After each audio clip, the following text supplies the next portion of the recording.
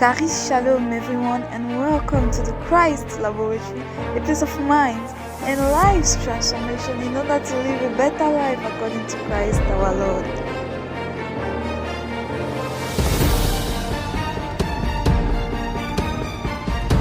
Charis Shalom, grâce et paix à vous au nom de notre Seigneur Jésus-Christ.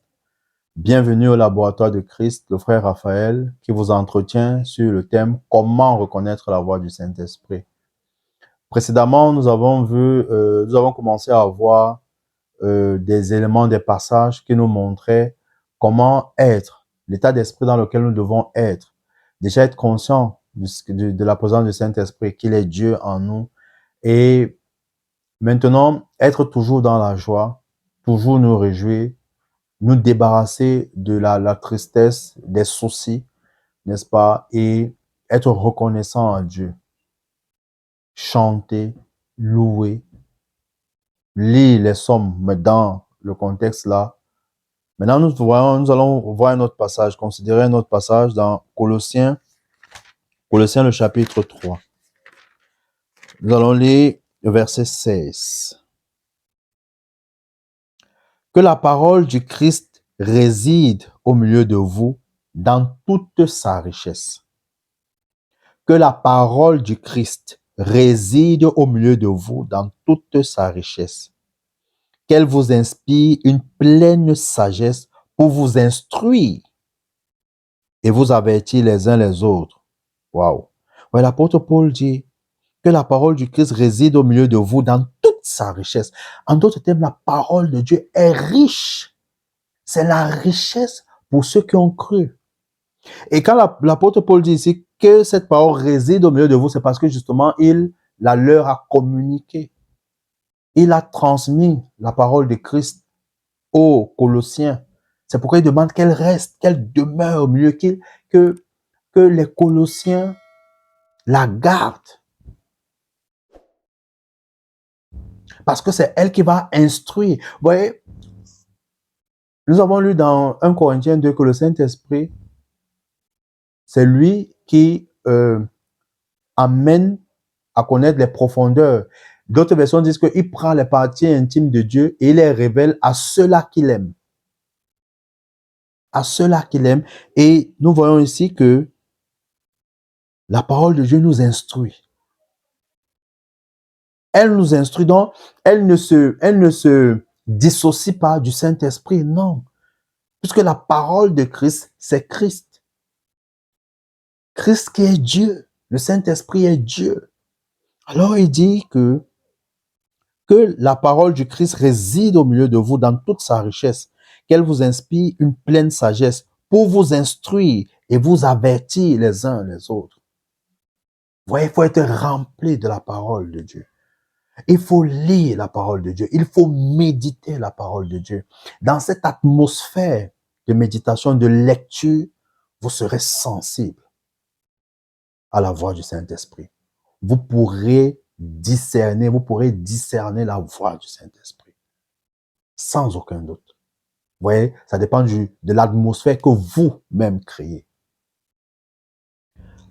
Alors, il dit, ou pour chanter à Dieu de tout votre cœur des psaumes, des hymnes et des cantiques inspirés par l'Esprit, afin d'exprimer votre reconnaissance à Dieu. Il revient encore sur louer. Il revient encore sur la reconnaissance, sur célébrer. C'est très important, bien-aimé. Célébrer Dieu. Chanter. Dans toute la maison, remplissez vos maisons de louanges, remplissez vos maisons de célébration, remplissez. Maintenant, si vous êtes au lieu de service, c'est clair que si vous faites ça, on va vous chasser. Mais vous avez des moments de pause, n'est-ce pas, où vous pouvez parler, chanter, sans attirer l'attention. Chanter. Lire. On a déjà les Bibles dans les téléphones. Lire. Parce qu'il n'y a pas de prétexte pour dire que non, je suis au travail et c'est comme un jeune qui m'avait posé la question de savoir, mais quand tu travailles, alors comment est-ce que tu t'organises? Bon, la réponse que je lui ai donnée, c'est, je lui ai demandé, tu as une petite amie? Il m'a dit oui. Je lui ai dit, mais comment tu trouves le temps pour être avec elle? Il dit, mais je crée. Je lui ai dit que tu vois que tu peux aussi créer pour Dieu. Et Dieu est même plus important. Ça veut dire que quand j'ai fini mon boulot, c'est quoi? c'est quoi? Qu'est-ce que je dois faire? Maintenant, je m'organise simplement. Le matin, je ne sais pas comment, le matin, le soir, quand je rentre, si je ne peux pas, je vais faire ma prière. Peut-être l'île va me fatiguer, je vais aller me coucher parce que je dois me lever tôt pour donner le meilleur de mon temps, de la force, de l'énergie que j'ai à Dieu. Parce que tout au long de la journée, c'est ça qui va vous faire tenir, qui va vous soutenir, fortifier. Et rien ne vous empêche à un moment d'accorder quelques minutes, que ce soit dans votre cœur, que ce soit en lisant, que ce soit en chantant. Et ainsi, vous serez toujours dans cette atmosphère, n'est-ce pas, divine, dans cette atmosphère où vous pouvez recevoir les informations qui viennent du Saint-Esprit. Alors, nous allons prendre nous allons considérer un passage dans Actes chapitre 16. Actes chapitre 16, on va lire à partir du verset 7.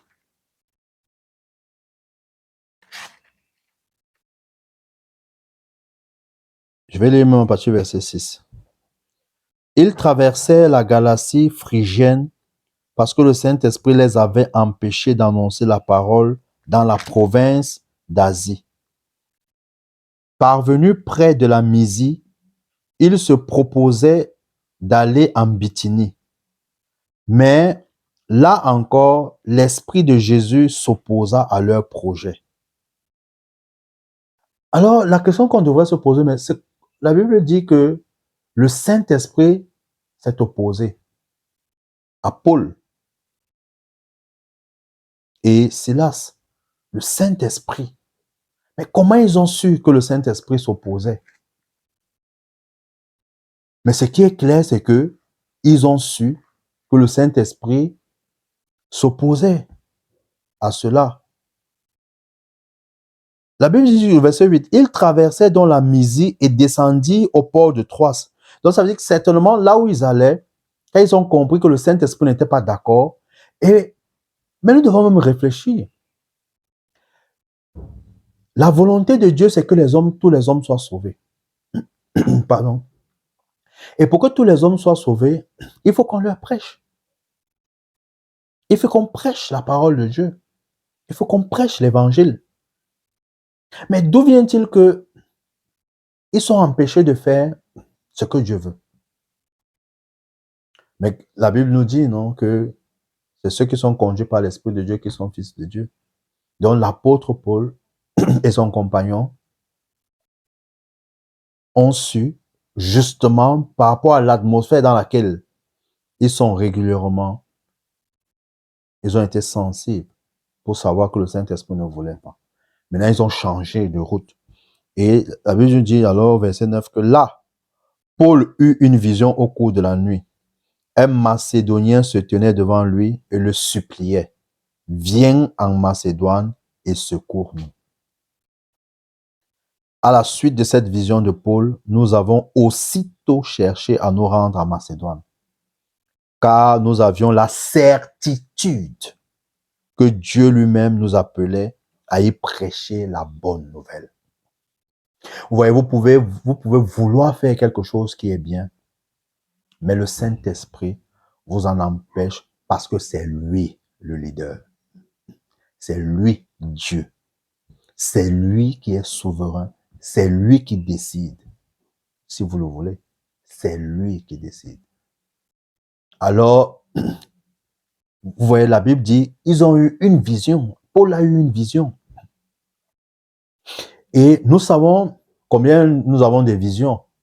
Mais où, après une vision, on est dans le doute, on est indécis, on ne sait pas quoi faire. Est-ce que c'est Dieu qui nous a parlé? Est-ce que c'est le diable? Est-ce que c'est nous-mêmes? Comment? Mais la Bible nous dit que à la suite de cette vision de Paul, nous avons aussitôt cherché à nous rendre en Macédoine. La Bible dit aussitôt. Donc sans traîner, sans aucun doute. Il dit, nous rendre en Macédoine car nous avions la certitude que Dieu lui-même nous appelait à y prêcher la bonne nouvelle. Et la suite nous dit justement que beaucoup d'âmes avaient été sauvées. Ouais, parce que ils ont reçu la directive et ils étaient convaincus, certains, que c'est le Saint-Esprit. Ouais. Pourquoi? Parce que dans leur marche, ils avaient créé cette atmosphère de toujours adorer Dieu, quelle que soient les situations, les circonstances, de toujours célébrer Dieu, se réjouir, tel que lui-même l'a dit dans Philippiens chapitre 4.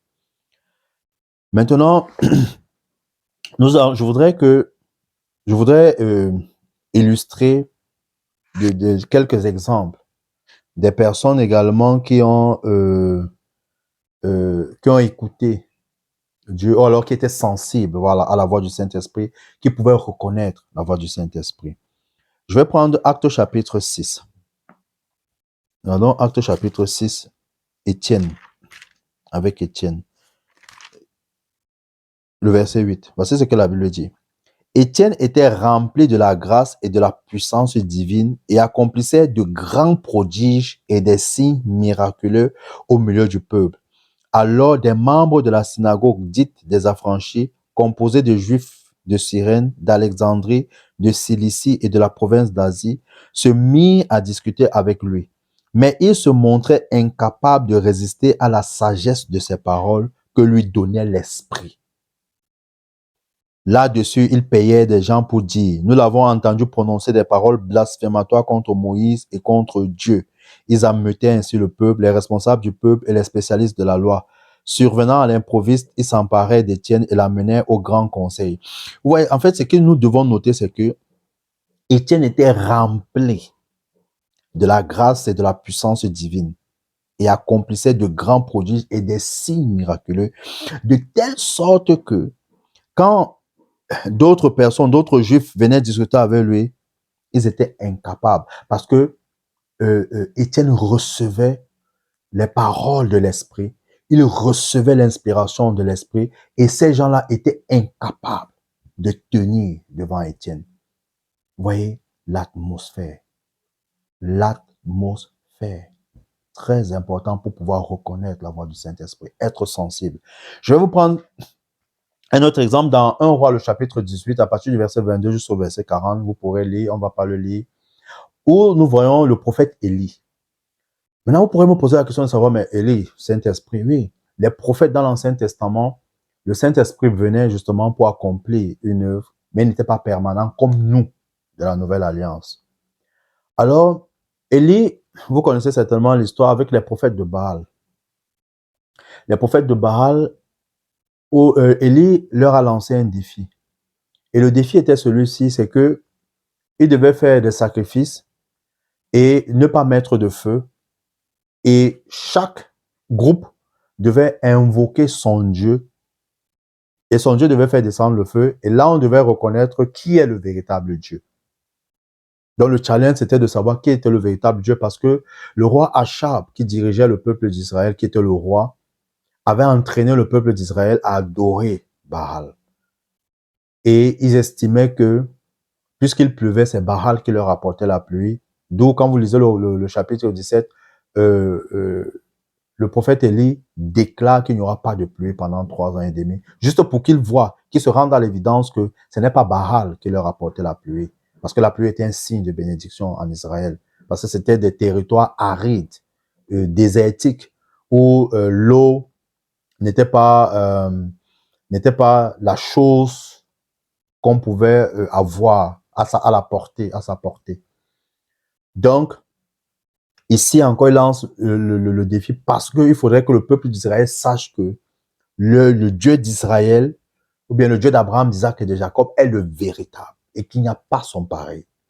Alors, le défi est lancé et les prophètes de Baal décident de relever le défi. Et ils prennent le sacrifice, ils mettent à l'autel, ils font des incantations, ils chantent, rien. À midi, le prophète Élie s'est même moqué d'eux. Il a dit que bon, peut-être comme il est midi, là, il dort, il est un peu fatigué, il dort. Criez fort! Il va vous écouter. Ils ont crié, ils ont même fait des incisions sur leur corps. Oui, ils se sont coupés. Rien. Élie a dit que ouais, votre Dieu là, Son sommeil est profond, hein. Ils ont tout fait. Et la Bible dit que le soir, à l'offrande du soir, Élie a demandé, maintenant, a pris 12 pierres qui symbolisaient les 12 tribus d'Israël. Il a fait un autel. Il a creusé même, je pense, à une profondeur de 30 mètres. Il a demandé qu'on apporte 4 cuvettes ou 4 cuves d'eau. On a versé. Il a bâti l'autel. Il a pris le sacrifice. Il a découpé comme il fallait. Maintenant, ce que je voudrais qu'on comprenne que le Saint-Esprit, il a été sensible, c'est que déjà, il savait ce que la loi disait. La loi qui, s'il faut mettre dans notre contexte, donc actualiser, c'est la parole de Dieu. Donc, à leur époque, ils connaissaient ce que la parole de Dieu disait à leur époque.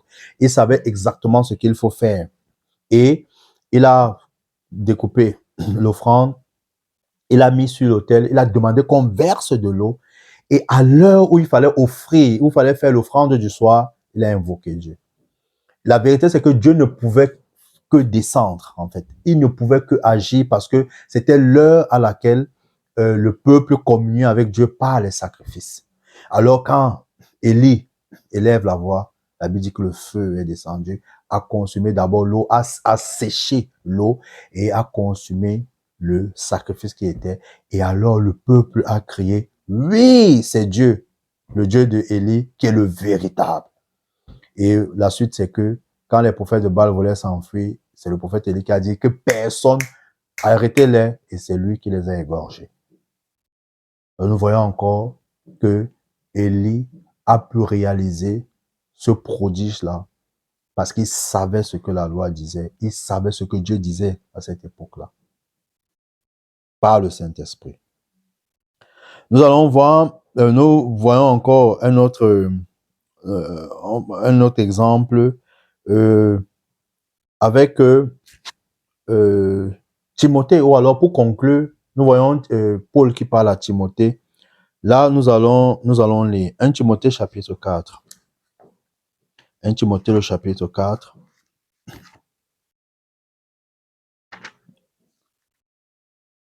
Voici ce que Paul dit à Timothée à partir du verset 13. En attendant ma venue, consacre-toi à la lecture publique des Écritures, à la prédication et à l'enseignement. Ne néglige pas le ministère qui t'a été confié par grâce sur la base d'une prophétie lorsque les responsables de l'Église t'ont imposé les mains. Prends ces choses à cœur, consacre-toi à elles afin que tout le monde soit frappé de tes progrès. L'apôtre Paul parle à son fils Timothée de se consacrer à la lecture, de se consacrer à la prédication et à l'enseignement.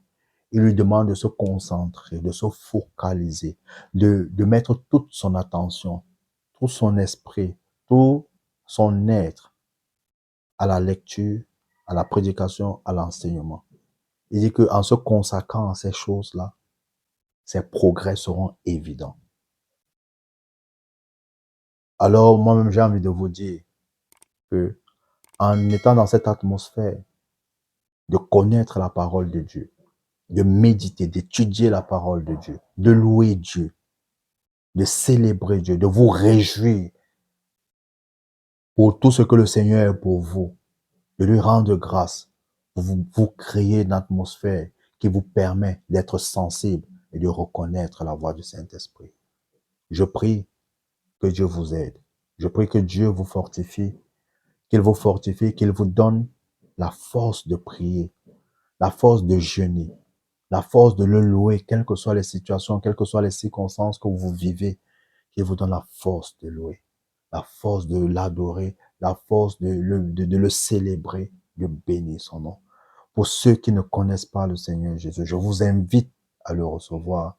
Romains 19 déclare que si tu confesses de ta bouche le Seigneur Jésus, si tu crois dans ton cœur que Dieu l'a ressuscité des morts, tu seras sauvé. Alors je vous prie de recevoir Jésus-Christ dans vos vies. Jésus-Christ est Seigneur. Jésus-Christ est la vie éternelle. Celui qui a le Fils de Dieu a la vie. Celui qui n'a pas le Fils de Dieu n'a pas la vie. Je vous aime. Shalom à vous.